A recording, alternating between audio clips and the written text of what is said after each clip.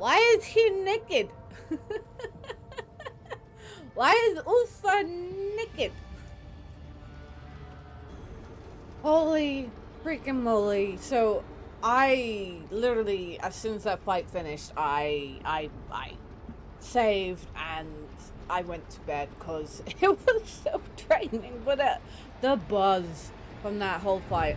I do apologize for the length of the last video, but I didn't think it fair to split the video up into 2 videos. Just so, you know, to save time. So yeah, I apologize again for jumping straight into leveling up, but you know, I do it quick.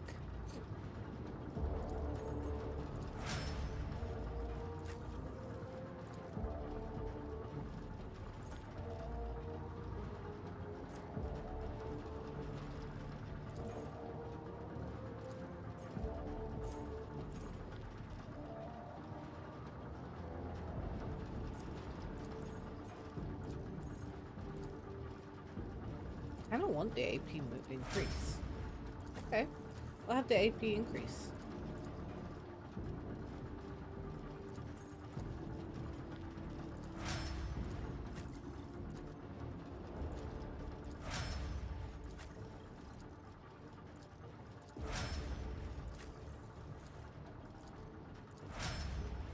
Okay. So, that was freaking insane.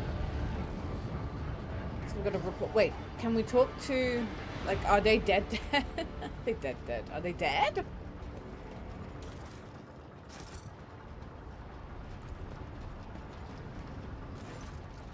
The Voxcaster is producing nothing but static. Hello? Can anyone hear me? Ashara's voice cut through the static. We read you, strike team. This is lift control. Report your status. Urlon is dead. Ashara responds after a brief pause. Acknowledged. Strike team, beginning the extraction of the priority cargo. Ooh, I wonder what the priority cargo was. Or is. Oh, we don't know. It's a fine victory, Titania von Shire. They will tell sagas about the day the contemptible Urlon fell. The cockpriest should offer you a fine cup of mjord for saving their prayer world. Forbod nods at the 2 gaunt bodies in crimson robes lying on the floor. If you hadn't, Urlon would have bathed them in 100-fold more blood. As for you, Ulfwald Thunderlung, you have proven yourself. The Stormbiters will tell all about your feat and your roaring song.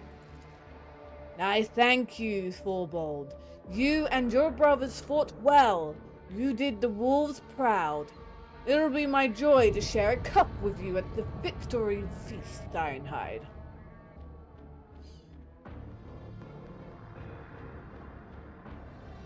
How is your pack, Thorbold? What are your losses? Several of my brothers will carry on fighting with their battles in the Allfather's host. The rest have survived. We've shed much of our blood, but a wolf's hide is tough, and his spirit is stubborn.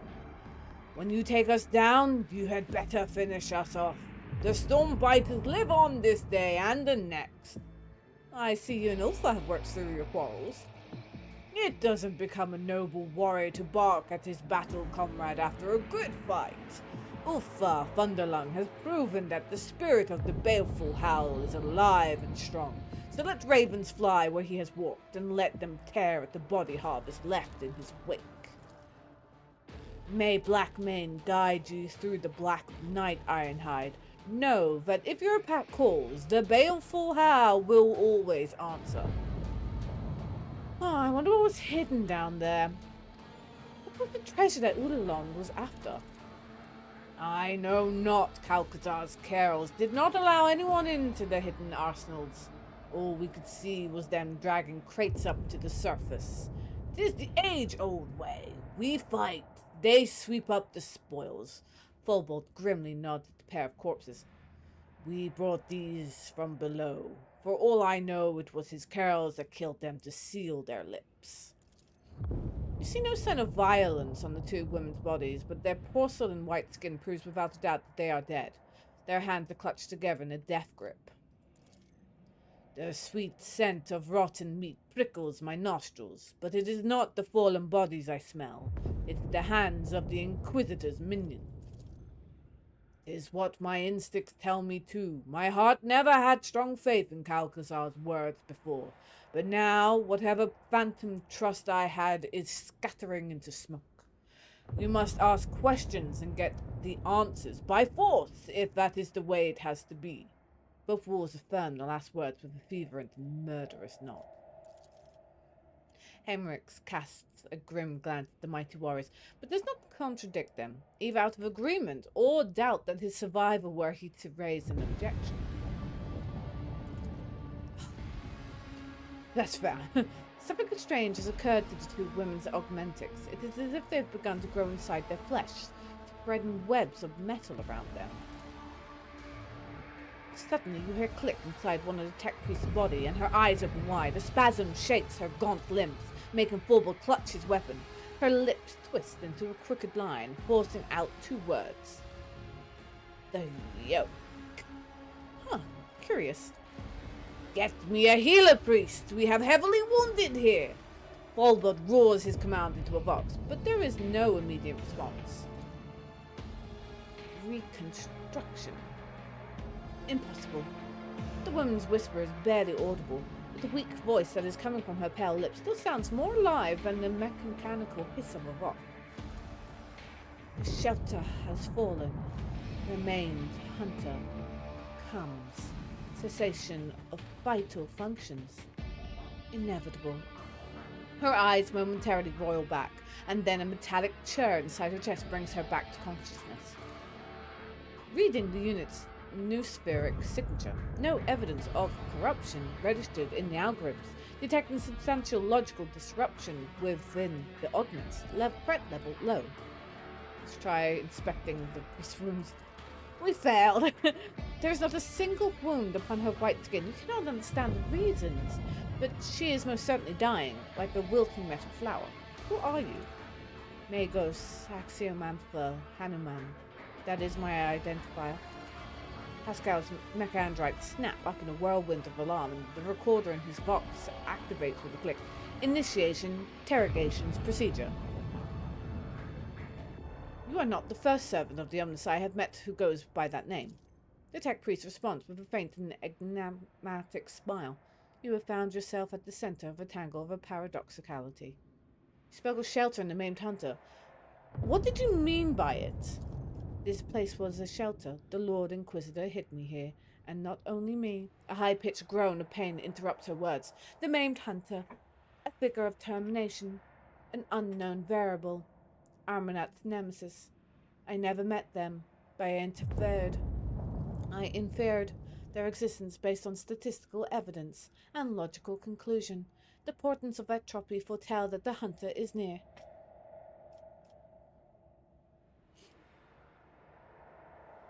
Pascal, permission to commence the interrogation procedure granted. Pascal switches to a rapid binholic trills, but Aximantha merely shakes her head. Pascal demands loudly, Our identifiers are identical. State the reason for the duplication. She closes her eyes and whispers almost deliriously.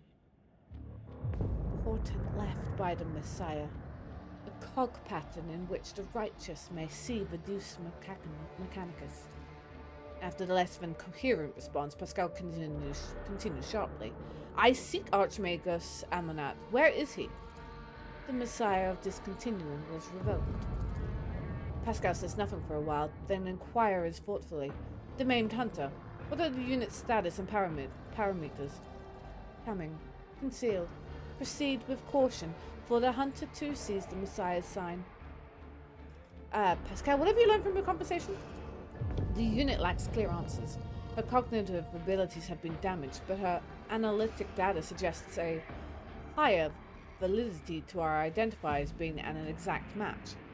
It is not a consequence of a malicious or falsification. It is more akin to an act of purposeful direction. Esteemed level of threat to our Archmagos Amarnat increased. The unit identified as the maimed hunter is now regarded as the most probable source of danger. Can you speak more plainly? Are my words obscure? That is regrettable. Processing becomes difficult when you only have one half of your mind. Certain notions, data, and logical instruments were left less functional part of me. How do you know about Amaranth? I was a disciple of the Messiah of Discontinuum when he was laid low. I found myself here. I hid from my reckoning. I reached out to the Omnissiah's wisdom as I pondered and considered. Logic revealed much to me, even here in my prison.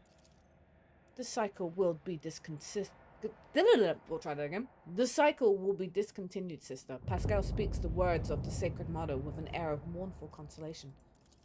Hope is our logical brother. Was she your sister? She was me. A phenomenal flesh divided me into two identical bodies at birth. The Omnissiah's wisdom let me overcome this physiological flaw by braiding this separated mind. I was the first unificate in the fleet. Now this half of me is dead. The rest of my mind is fading. The sympathetic principle is insurmountable. The tech priest closes her eyes and starts whispering something incomprehensible, sinking deeper into the depths of oblivion. Creation of unificate is dangerous knowledge. That has long since been denounced by many as a procedure not blessed by the Omnissiah. It is based not on direct prototype envisioned by the precursors, merely on loosely connected technologies. Knowledge will not have the capacity to be absolute until the coming of the Omnissiah. We do not know of such pre-technology, but can we claim that with certainty that it never existed? Do you remember the stories about the Gemnocrats, the twin magi who joined their minds in their devotion to Mars? I remember. Proponents of right to create unvisicate base their defense on this momentous precedent. I have learned enough about you. If you wish to know more, then hurry. The turning of the cog will soon cease. What happened to you? A pained shadow falls across her face. The chapel was attacked.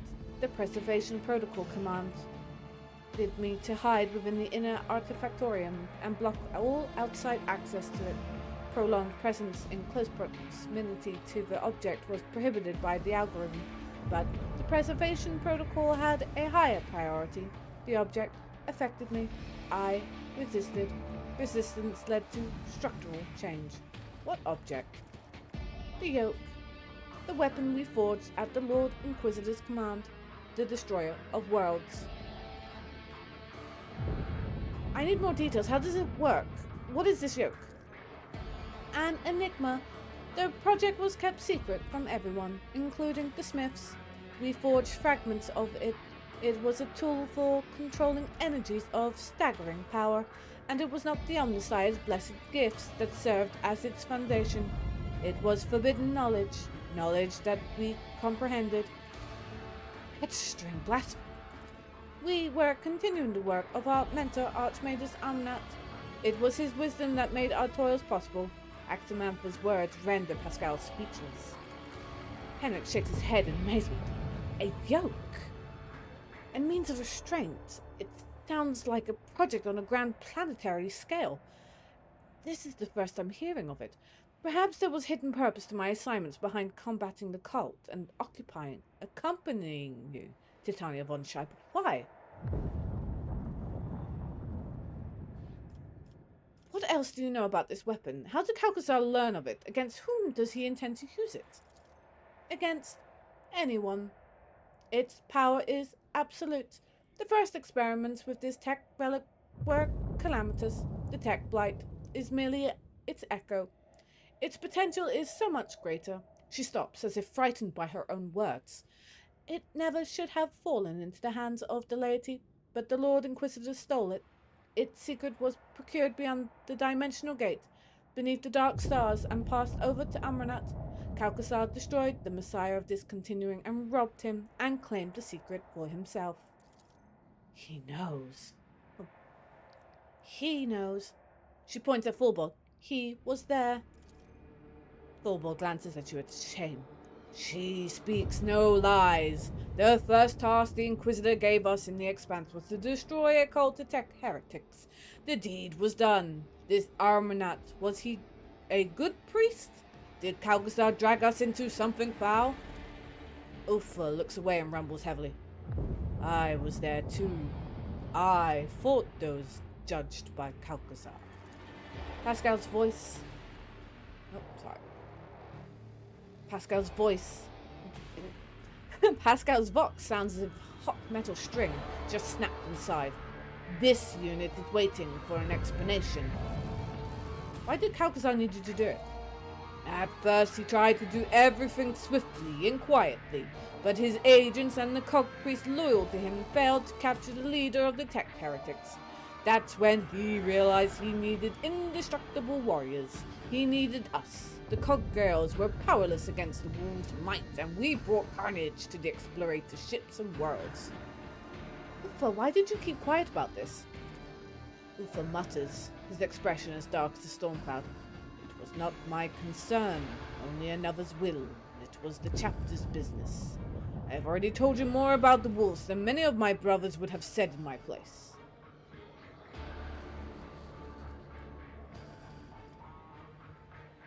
I understand, Space Wolf Ulfa. Understand? You understand nothing! A violent roar erupts from Ulfa's throat as his face turns red. What can you know of what it's like for a warrior of the Allfather to be among mortals? You are my battle comrades. You almost a pact to me, but you do not carry Roos's blessing. You are not of my blood. You think I enjoy keeping my mouth shut about the wolves' secrets? You think I come from secretive schemers who thoughts crawl and sliver like vipers? It disgusts me. Truly, a wolf's place is among the wolves. Ulfa grinds his teeth, no longer hiding his shame and anger. Pascal utters coldly. Unit Ulfa claims that he was a tool in another's hands. This statement has been archived. Then let every tool be treated as befits its function. Ulfa responds quietly and sullenly. You are a worthy ally. I never meant you or your brethren harm, Cockpriest. As befits its function. What else do the wolves know about Almarat? Thorvald throws up his hands. Nothing, I swear on my honor. He disappeared and so did his ship. There is no blood of his upon our hands. And what do you know about this secret weapon? I never even knew there was a weapon. I was told of traitors and I tracked them down. I claimed no trophies. I had no part in any dark intrigues. You think I would have wished that sneaky, scheming viper to get his hands on something so powerful? I wouldn't even trust him with my axe. It is not my place to judge you. You were following orders. Thorvald frowns and says in a hollow voice, and yet doubt smothers my heart. Did we sully our chapter's honors with deeds done for a dishonorable end? Well, how did this object affect you? A difficult thing to explain to a laywoman. Metamorphosis phenomena occurs in an object's vicinity. Sacred technology and even ordinary plastiles start to behave willfully, shifting, reconstructing, and altering their fundamental attributes. Imagine yourself gazing upon the surface of water that was disturbed by a stone an era ago. But the ripples never stopped coming. That is what it felt like. The object propagated echoes of change. Her true flesh has betrayed her and become a heavy burden of metal within her body. Something that is not of the omnicide design. Something devoid of function. Pascal speaks the last words with audible disgust and sorrow. Why are you revealing Calcazar's secrets to me? I was never his servant. I was forced to serve. When our circle was broken, he offered me a choice, submit or die. He threatened to kill half of me if I refused to forge for him. He needed Archmagus Armanat's knowledge, and I had it. I saw no sense in resisting. You betrayed him, too. Yes, her agreement comes easily with a weak smile. Ethnics are an insubstantial construct of emotion. I acted logically. I continued to comprehend rather than terminate my vital functions. I doubt I can learn more from you. It's difficult to process. Have I fulfilled my duty to the Omnissiah? May I rest now? She looks through you as though she can no longer see you. You are in need of help. Attempts to slow down the degradation process are irrational, for they are prolong my suffering. I wish to cease to be. Her eyes close. Brother, take my thoughts. I kept them. Keep them now. Her final words are a faint whisper. Knowledge will not fall into oblivion. Taking great care not to ruin the tech priest's features, Pascal reverently extracts the neurocognigator from her skull and does the same to her sister. The quest for knowledge is the omnicized mission to us.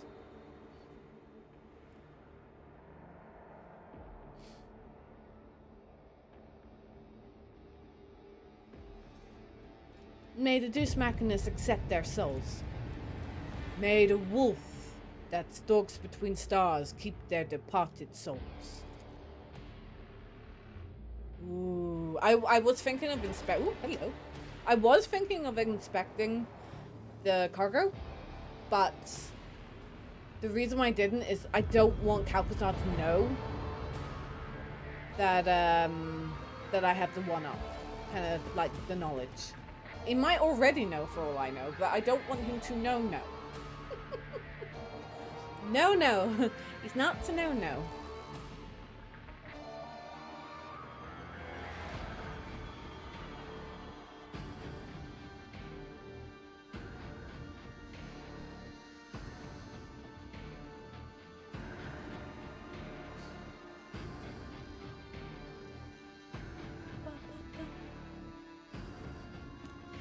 Trying to improve my water intake again. It's not easy. I fell off the boat. I was back onto my fizzy drinks. But I'm trying again to get back on my water. Especially when I'm doing a lot more reading. It's for the old voice cords. Like, come on, loading screen. So, we meet again, Uffa Fundalang. Fulbold gives Ulfar a stern nod, then turns his steely gaze on you. Live long, rogue trader. Business has brought us to your Drekar. Drekar? Why is he naked? Why is Ulfar naked? Traces of Halbrand's encounter with Ulfar Rockhard's forehead are still fresh on his face. The young wolf rests his hand on his axe. Greetings, brothers. What brings you here? Ulfar returns Fulbold's look with an equally fierce glare. For some reason, he has forgone his magnificent armor today and stands on the bridge clad in little more than the physical perfection inherent to the Angel of the Emperor.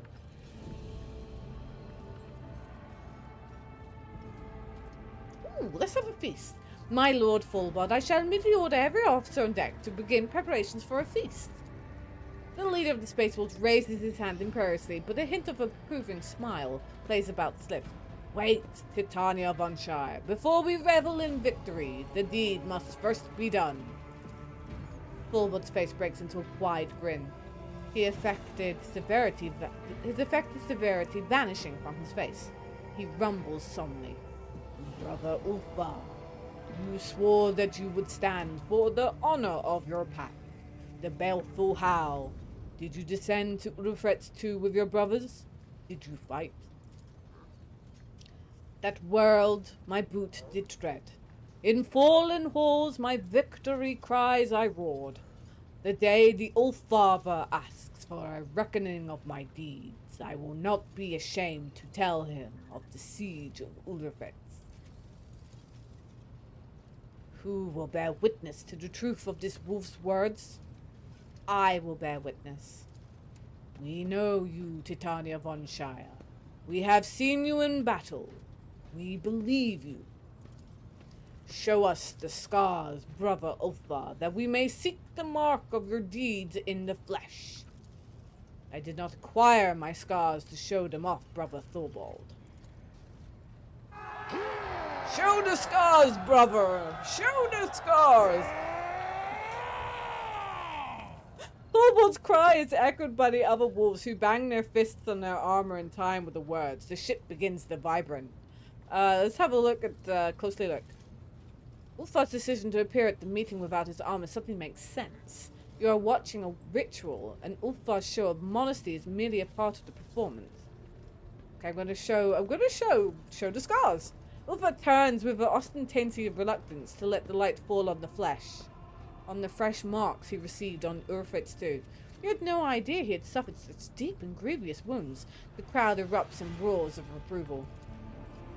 Fulbord raises his voice to shout over his brothers, "Did you take a glorious trophy in that battle, as a token of your valor?"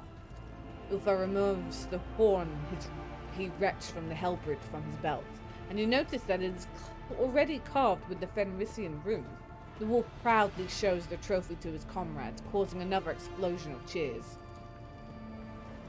Proudly thunders the baleful howl. "Praise the All-Father for sending us such a formidable and valiant brother." Fulbert makes a gesture and Halbrand removes a magnificent axe from his belt, presenting it to Ulfar with a deferential bow. "Accept from the Stormbiters this gift of... We'll try that again. "Accept from Stormbiters this gift in honor of battle that was fought shoulder to shoulder." So we just got the singer of the fearsome saga. Ooh.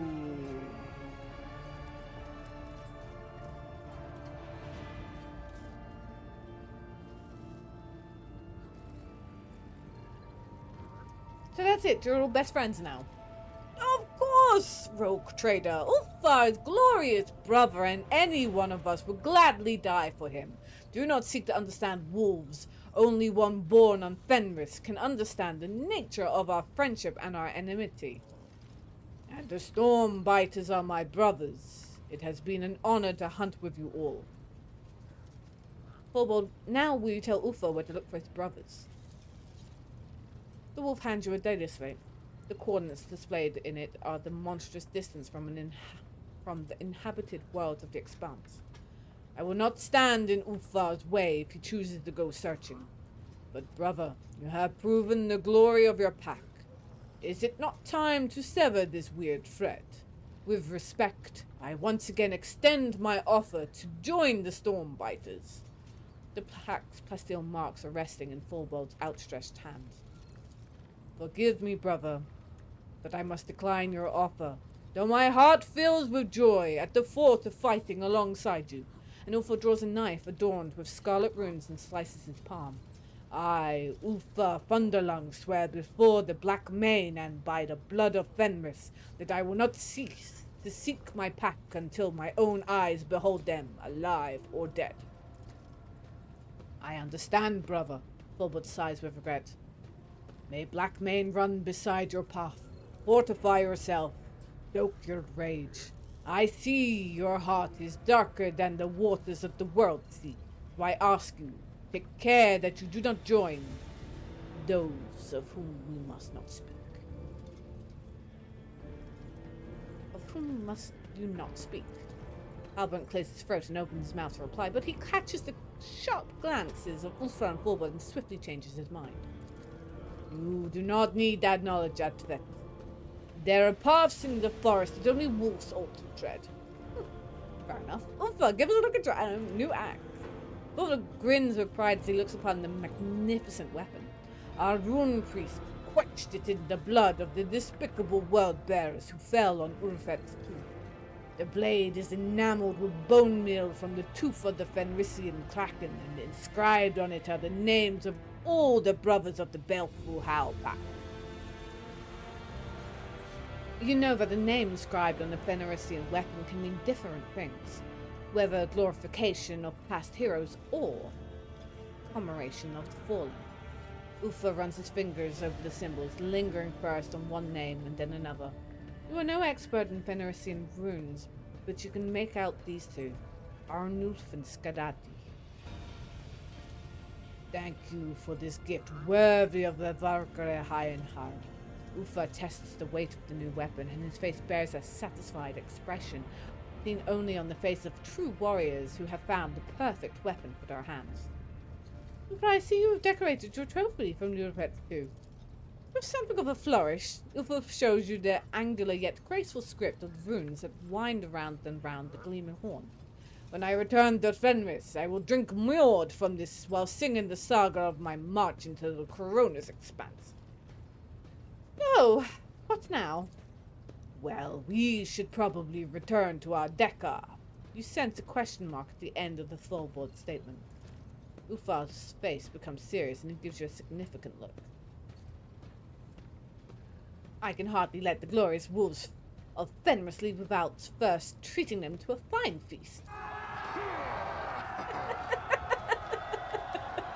The wolves burst into shouts of approval, and someone with a gravelly voice starts singing a merry song. No doubt one about massacres and glorious deaths in the battlefield. The kitchen servants here are certainly no match for those serving in the great hall on Fenris, but the masters of this Drakkar are not lacking in hospitality or generosity. The small group of space wolves is enough to fill your entire magnificent ship with clamour, shouts, and other portents of coming feasts. A formidable feast in which eating, drinking, and singing will be done the way wolves do all things. To their last gasp. So we had a big feast. Yummy. Oh good, he's not naked anymore. Let us raise our cups at Vater, in honor of deeds accomplished and in expectation of those yet to come. So now you know where your brothers are heading. What will you do? Help you to deal with the enemies who besieged your home, and then head for the coordinates that Thorvald gave me. Well, I know, Edvater, that you are dauntless, and if I but say the word, you will join me in my seeking. But the place I will voyage to is a perilous one. Few can survive in it, and though duty leads me there, I do not want my debt to be paid with your blood. I mean, I would totally go. Fenris Hjolda. I would definitely go. He's right, I would.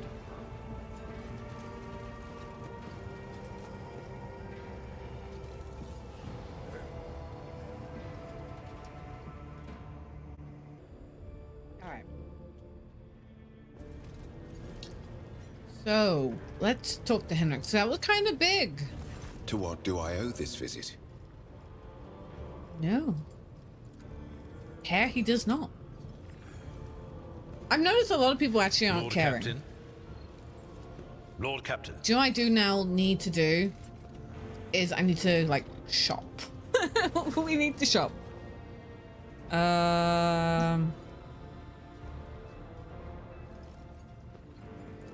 Nope. Nope. I feel like we need to do some shopping.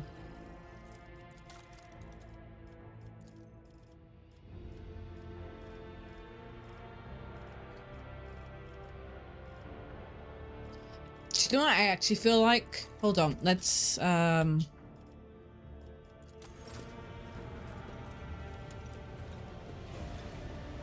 Imperial Navy, yes. I feel like we need to upgrade our ship. Wait.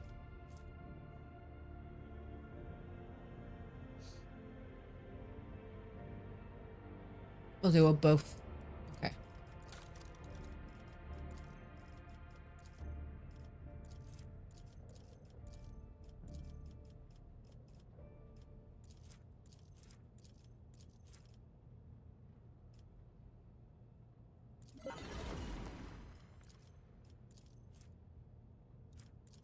Oh, he didn't want to use it all, but same time I want to level up.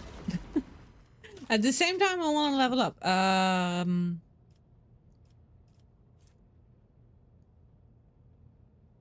So it's 4 with 19 damage. Okay. Let's go.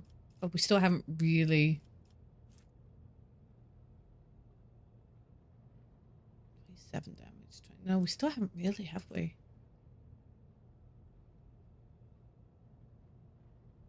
We'll get that one because that one is the better one.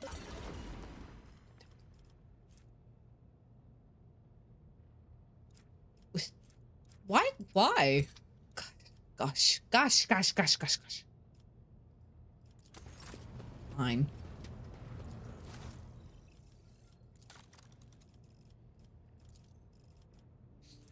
Bring him up to 9 as well. 10.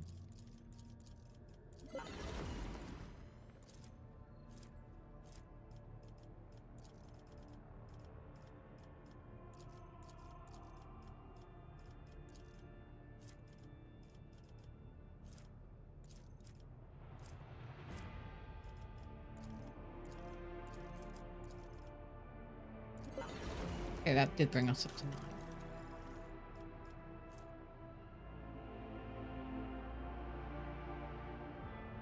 God, that bolt is rubbish.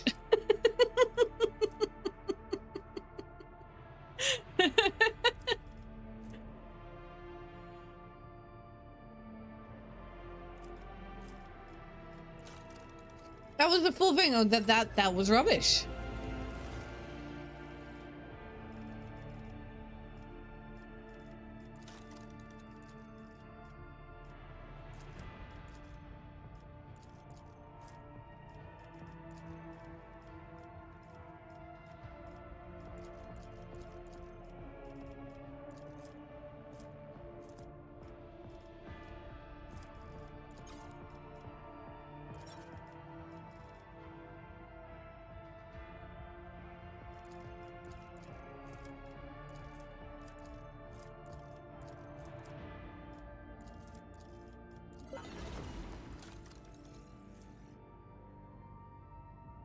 I don't even know if the heavy flamer that we have is any good.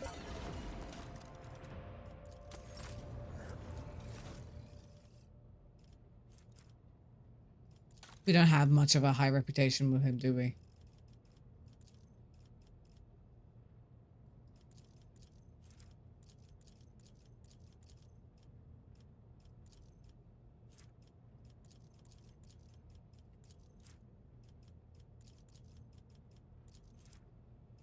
They said I don't want to use loads. It didn't even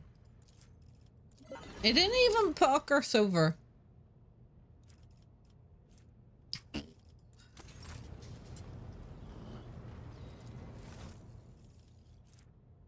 Nope.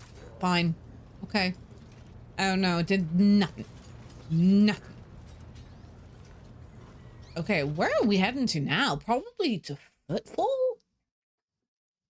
I would suggest we're going to Footfall now.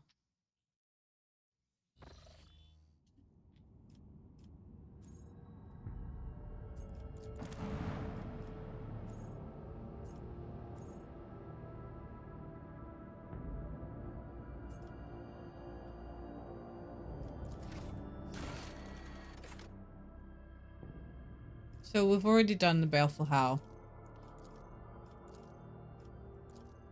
We're not quite chapter 5 yet, so Footfall. Yeah, we're heading back to Footfall. Okay. Apparently I don't have enough weapons. Apparently I don't have enough weapons. But yeah, back to Footfall. Do you know what?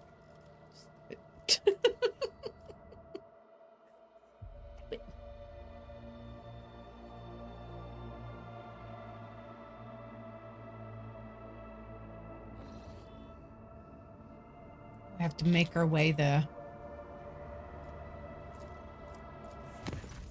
Your ladyship, the choir master is reporting that the astropaths have received a signal. It states the following.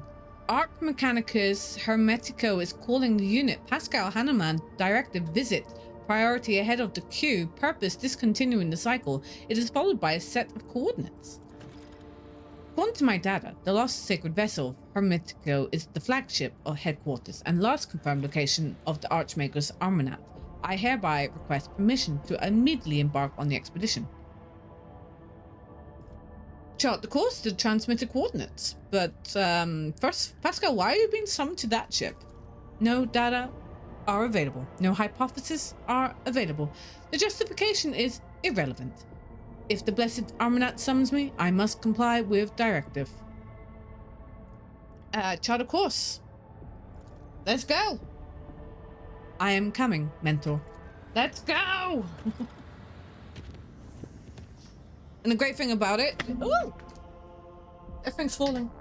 Right, we charted a course. Where is it? Is it here? No. But where is it?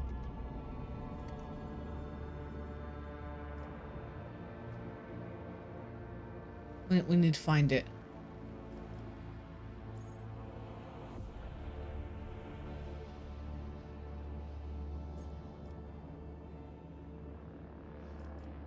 So that's people. See, we haven't even been to like Atlas Reach or any of these places. Like we charted.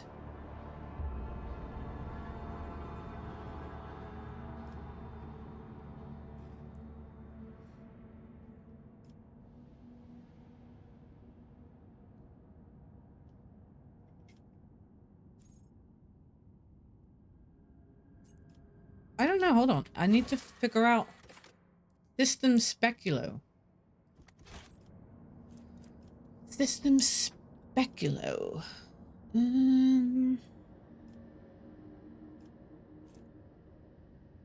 Oh, there. We'll just jump it. A warp breach. Ungodly fiends spreading sorcerous disease walk the lower decks, gathering a cohort of infected voidsmen. If no measures are taken immediately, the entire bay could be turned into a den of heresy. And you know what?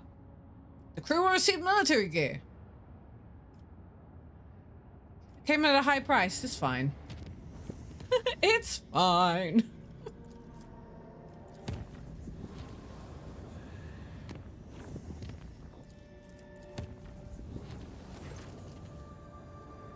There was a malfunction in the engineering chamber during the warp journey. The accelerator cognate stopped obeying the tech priest, and for a few precious moments, the ancient machines were left to their own devices. The crew managed to avoid serious breakdowns or accidents. Several acolytes of the cult Mechanicus returned to the servitors as penance, and the Boston gave out the several triple watches to the voidsmen who dredged up the old rumors about the cursed ship. And then it should be easy going here. Okay, so should be easy going here. Oh, wow.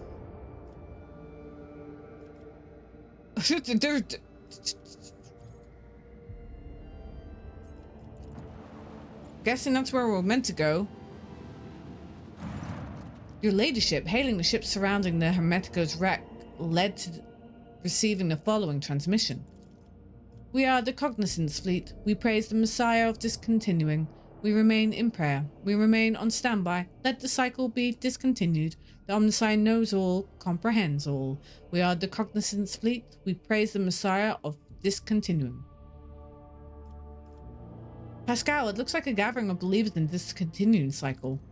Confirmed. The number of adherents of discontinuing the cycle does not correspond with the earlier prognosis. The willingness to declare one's commitment to the teachings of Blessed Armanat is anomalous. This unit is intrigued. Patching one of the captains. It will be done, your ladyship. Request denied. We are receiving only message voiced earlier. Is there anything unusual about these ships? Yes, your ladyship. We are picking up traces of recent combat on many of the vessels. Numerous traces. Based on the initial radiation background assessment, it appears that an Adeptus Mechanicus weapon has been used against them. I hypothesize that the schism within the Cognizance Fleet has reached a climax. My tech comrades raised arms against one another. It is with sorrow that I register this information in the archive.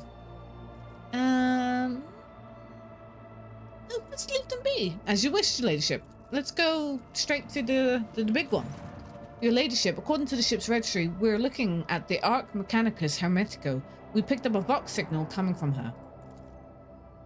Permission granted. May the Messiah of Discontinued Revel revealed the way to the safe docking gate.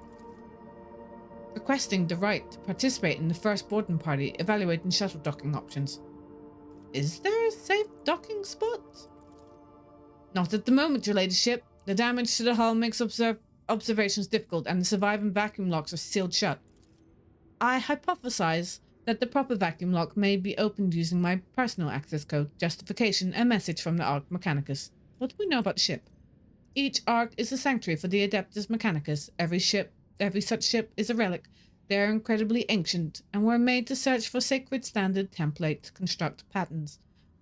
Legend tells of entire forge worlds that were literally disassembled for parts to make such vessels. In any case, she is a ruin of her former glory. We observe numerous traces of internal decompression, but not a single sign of aggression carried out from the outside. For what it's worth, some of the decks look intact, at least from the outside. We're also picking up strange radiation emanating from the hull. We believe the ship has been in a processional of the damned for a long time. Okay, we'll assemble the boarding crew. It will be done, your ladyship. Of course, we're going to take Pascal. I do want to take, like, everyone here. I do. I like them. I like them very much.